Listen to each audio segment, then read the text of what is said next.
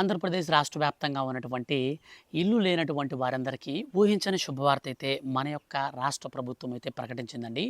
ఒక్కొక్కరికి ఇంటి నిర్మాణానికి 4,00,000 రూపాయలు, అలాగే ఇంటికి స్థలం గనక లేకపోతే స్థలాన్ని కూడా పంపిణీ చేసేందుకు రాష్ట్ర ప్రభుత్వం మరో సరికొత్త పథకాన్ని అయితే ప్రారంభించబోతుంది.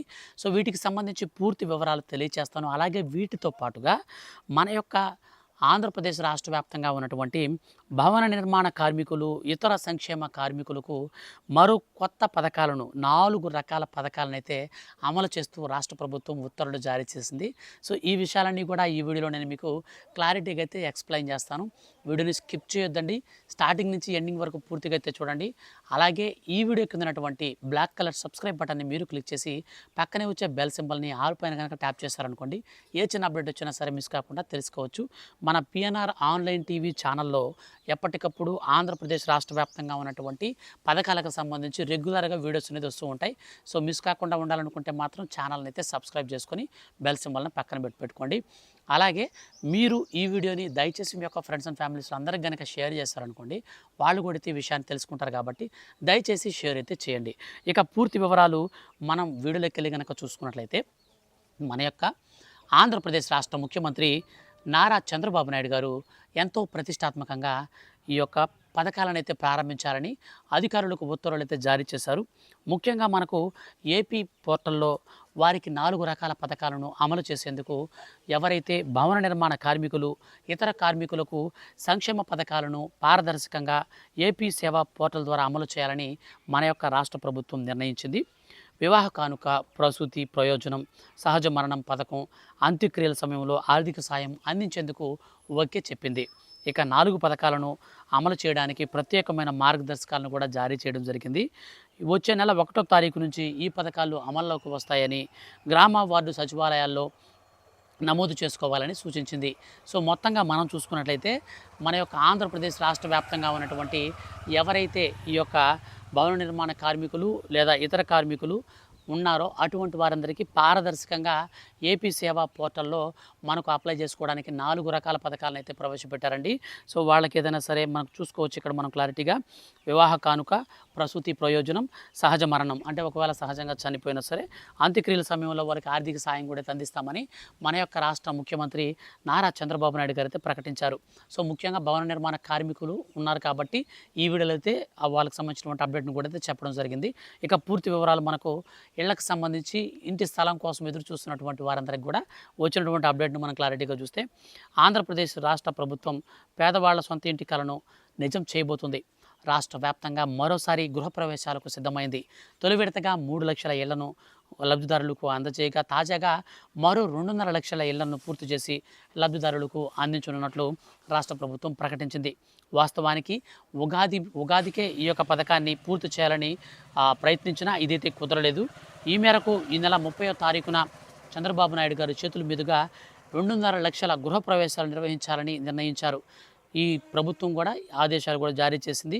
2.5 లక్షల గృహాలలో 1.42 లక్షల కాలనీల్లో చేపట్టినటువంటి గృహాలు కాగా, మిగిలినటువంటివి 1.08 లక్షలు టిడ్కో ఇళ్ళు ఉన్నాయి.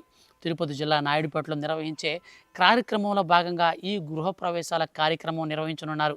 ముఖ్యమంత్రి చంద్రబాబు నాయుడు దీంట్లో పాల్గొని లబ్ధిదారులతో స్వయంగా మాట్లాడనున్నారు. 2017-19 అప్పటి టీడీపీ ప్రభుత్వ హయాంలో కొంతమంది టిడ్కో ఇళ్ల కోసం దరఖాస్తు చేసుకున్నారు. లబ్ధిదారుల వాటా డబ్బులు కూడా చెల్లించారు. గత ప్రభుత్వ హయాంలో వారందరికీ టిడ్కో ఇళ్లు మంజూరు చేయలేదు. కొంతమందిని జాబితా నుంచి కూడా తొలగించి ఇళ్ళు కూడా రద్దు చేసినటువంటి పరిస్థితి నెలకొంది. మన యొక్క రాష్ట్ర ప్రభుత్వం వాటా కింద చెల్లించిన 172 కోట్లు కూడా తిరిగి చెల్లించలేదు. ఇలా మొత్తం 83,000 మంది ఇబ్బంది పడ్డారు.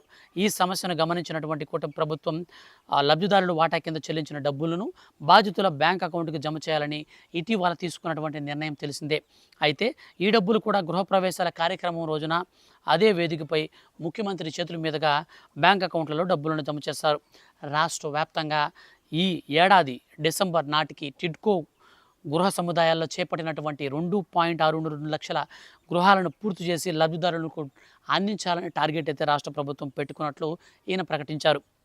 ఇళ్ల నిర్మాణం కోసం వేగంగా పనులు జరుగుతున్నప్పటికీ ఇప్పటికే ఇళ్ల నిర్మాణం కోసం అవసరమైతే 4 కోట్లను కూడా టిడ్కో సమకూర్చింది.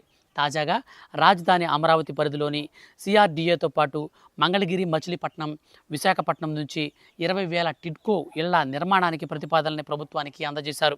ఈ గృహ ఇళ్ల నిర్మాణం చేపట్టాలని టిడ్కో సంస్థ ఇప్పటికే ప్రాథమికంగా నిర్ణయం తీసుకుంది.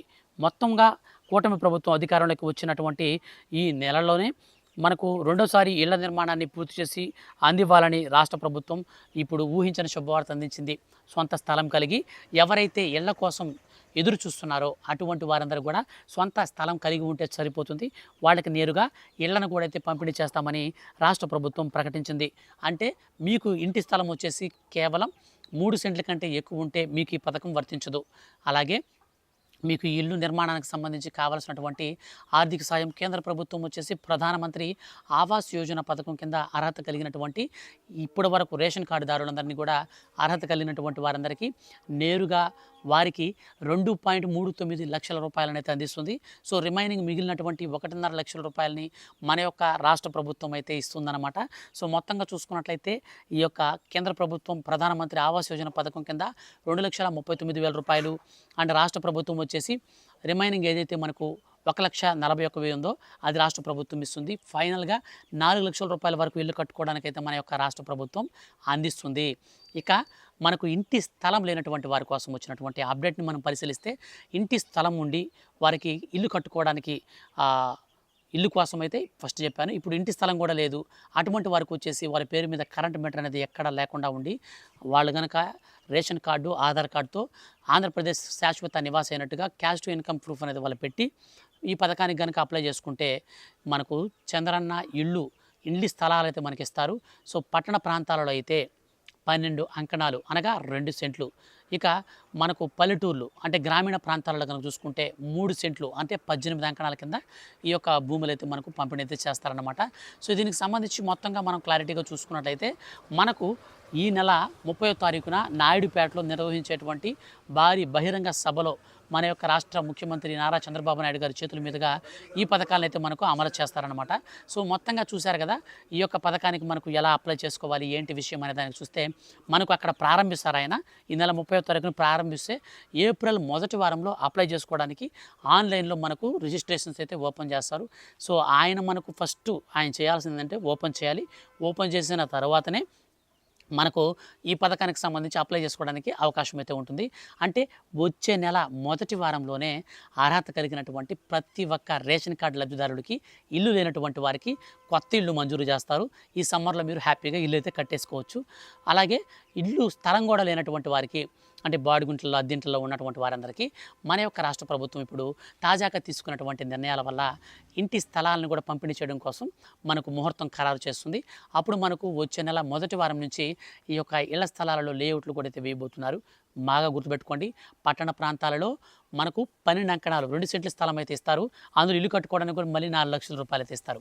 అలాగే గ్రామీణ ప్రాంతాలలో మనకు 3 సెంట్లు ఇంటి స్థలం అంటే మనకు 18 అంకణాల వరకు ఇంటి స్థలం ఇస్తారు. దాంట్లో ఇల్లు కట్టుకోవడానికి 4 లక్షల రూపాయలు.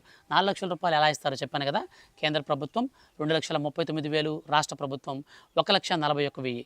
సో ఫైనల్గా మనం చూసుకున్నట్లయితే దాదాపు మనకు 4 లక్షల రూపాయల వరకు నేరుగా అర్హుల ఖాతాలకైతే పంపిణీ అయితే చేస్తారనమాట. సో ఫ్రెండ్స్, ఇదండి ఫైనల్గా మన యొక్క ఆంధ్రప్రదేశ్ రాష్ట్ర వ్యాప్తంగా ఉన్నటువంటి ఇల్లు లేనటువంటి వారికి ఇల్లు కట్టుకోవడానికి అండ్ ఇలా స్థలాల పంపిణీకి సంబంధించి వచ్చినటువంటి శుభవార్త. వీడియో నచ్చితే లైక్ చేసి మన యొక్క ఛానల్ని ఈ వీడియోకి ఉన్నటువంటి బ్లాక్ కలర్ సబ్స్క్రైబ్ బటన్ని క్లిక్ చేసి పక్కనే వచ్చే బెల్ సింబల్ని ఆల్ పైన ట్యాప్ చేయండి. Thank you for watching.